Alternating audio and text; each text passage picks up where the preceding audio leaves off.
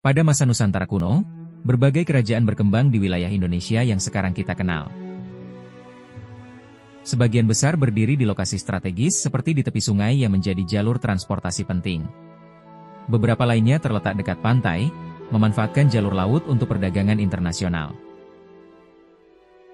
Ada juga yang menjadi pusat perdagangan kuno, menghubungkan berbagai wilayah Nusantara.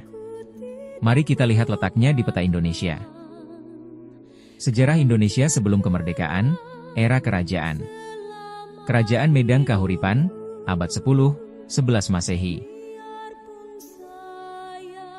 Kerajaan Medang Kahuripan merupakan kelanjutan dari Mataram kuno yang berpindah ke Jawa Timur setelah mengalami kehancuran pada awal abad ke-11. Tokoh paling berperan dalam kebangkitan kerajaan ini adalah Airlangga, putra Raja Udayana dari Bali dan Permaisuri Mahendradatta yang berasal dari Jawa. Pada masa remajanya, Airlangga terpaksa hidup dalam pelarian setelah pusat kekuasaan Mataram di Jawa Tengah diserang dan dihancurkan oleh Sriwijaya sekitar tahun 1006 Masehi, peristiwa yang dikenal sebagai Pralaya Medang. Kejatuhan tersebut menciptakan kekacauan politik dan fragmentasi kekuasaan di wilayah Jawa Timur. Setelah beranjak dewasa, Airlangga kembali ke Jawa Timur dan mulai memulihkan kekuasaan yang tersisa. Dengan kemampuan diplomasi dan militernya, ia berhasil menyatukan kembali wilayah-wilayah Mataram Timur yang tersebar, menenangkan para penguasa lokal, serta memulihkan stabilitas politik yang sempat hilang.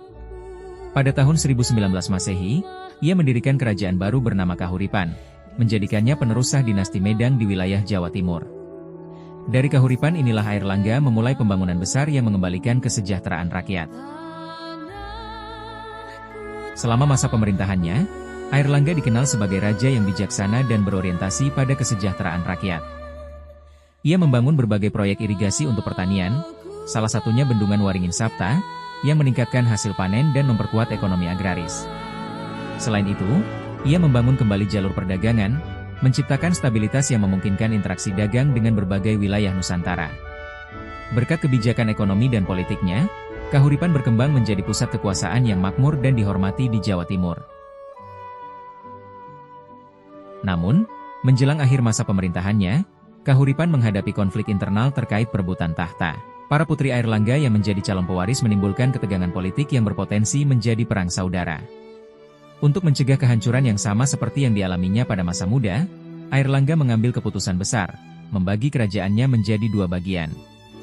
Pada sekitar tahun 1045 Masehi, wilayah Kahuripan resmi dipisahkan menjadi Kerajaan Janggala dan Kerajaan Panjalu, Kediri.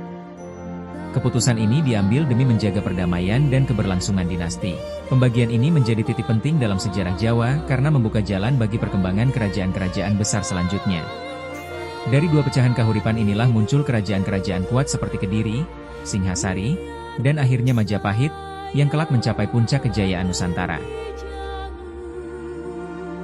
Dengan demikian, peran Airlangga tidak hanya memulihkan kekuasaan setelah kehancuran Medang, tetapi juga meletakkan dasar bagi era kejayaan kerajaan-kerajaan besar di Jawa Timur.